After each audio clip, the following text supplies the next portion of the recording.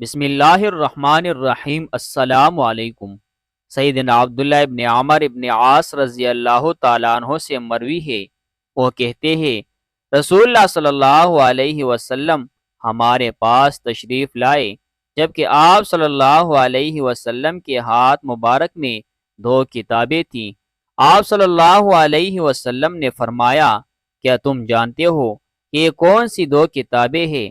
ہم نے کہا، جی نہیں اے اللہ کے رسول صلی اللہ علیہ وسلم، اللہ یہ کہ آپ ہمیں بتا دیں۔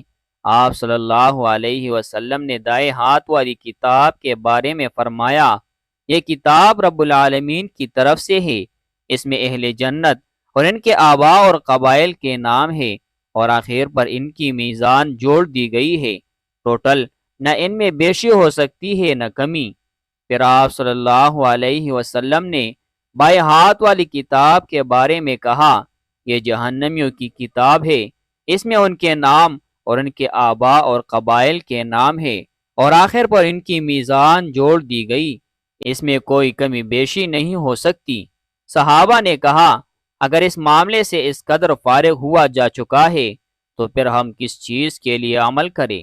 رسول اللہ صلی اللہ علیہ وسلم نے فرمایا، راہ ثواب پر چلتے رہو اور میانہ روی اختیار کرو، بے شک جنتی آدمی کا اختتام جنت والوں کے عمل کے ساتھ ہوگا، اگرچہ وہ جو سا مرضی عمل کرتا رہے، اور جہنمی آدمی کا اختتام اہل جہنم کے عمل کے ساتھ ہوگا، اگرچہ وہ جو مرضی عمل کرتا رہے۔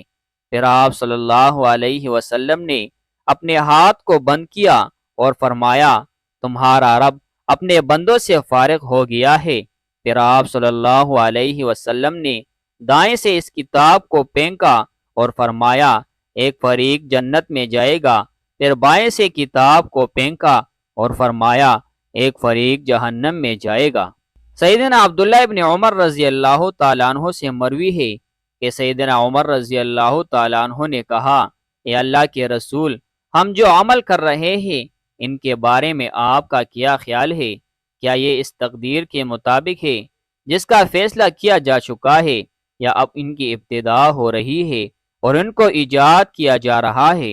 آپ صلی اللہ علیہ وسلم نے فرمایا، یہ اس تقدیر کے مطابق ہے جس کا فیصلہ کیا جا چکا ہے۔ اے ابن خطاب، عمل کر، پس ہر ایک کو آسان کر دیا گیا ہے، پس جو شخص خوشبختوں میں سے ہو وہ خوشبختی کے لیے عمل کرتا ہے، اور جو بدبختوں میں سے ہو وہ بدبختی کے لیے عمل کرتا ہے۔